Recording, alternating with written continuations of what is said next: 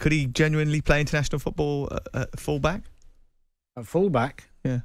If he had to, because when you see people like Akanji, Ake changing, adapting, good players can adapt, but he's a centre-half, really. But how difficult is it to move from something like centre-half, centre midfield into one of the wider positions?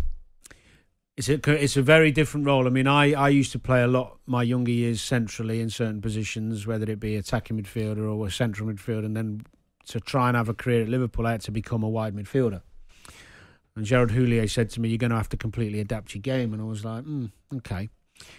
When you play wide, your running changes, the types of running. You're doing a lot more big, longer runs to support in attack and get back and help the fullback, for example, in a right. So as a fullback, you're bombing a lot more and you're doing much big, longer runs.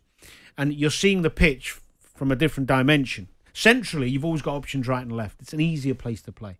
When you play left back, which he might adapt to play left back, for example, as a centre half who can play left back, he's only seeing things inwardly, and you've only got one way. You know, you're up the line or you're back inside. It's a very different way of playing football.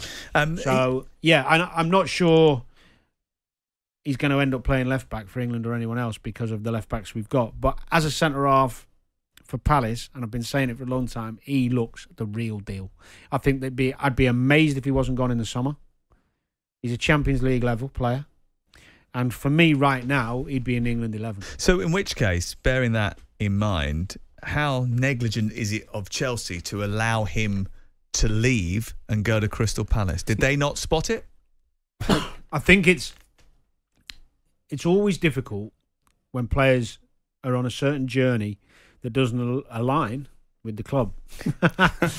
And what I mean by that is... He wanted to play He wanted to play football every week. He was probably at Chelsea at a time where the players ahead of him were rightly ahead of him.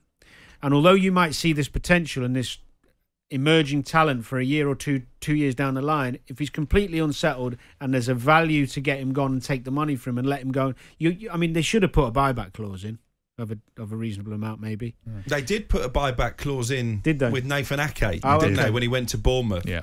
But my understanding was that the hierarchy at the time thought it would be a bad look to trigger that buyback clause and do it again, re-sign somebody that they'd let go. But it's timing, isn't it? It's a lot of timing, isn't it?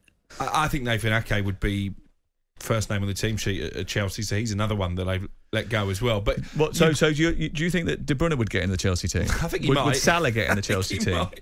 But again, De Bruyne was a young lad desperate to play. But they've learned from their mistake, I think, because you look at it's frustrating for Chelsea fans to sit there and look at these players and see how well they're doing and thinking, that there was a time when they were wearing blue. But that's one thing that we can praise the current regime over, because you look at the Levi Colwill situation. I think if Levi Colwill was there 2 years ago in this situation where he was knocking on the door and saying, look, if you're not going to give me first team football, I'd like to go back to Brighton. That's the conversation we understand took place.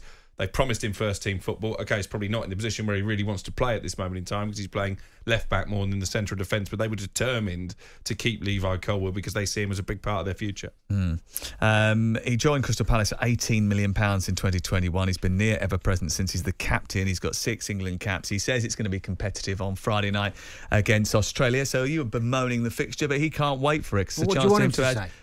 Well, he means it. You could tell by the way he was talking. Well, Danny, you played against Australia. Well, you would have Wayne loved, Rooney's debut, wasn't it? To have been involved in more England games, wouldn't you? Yeah.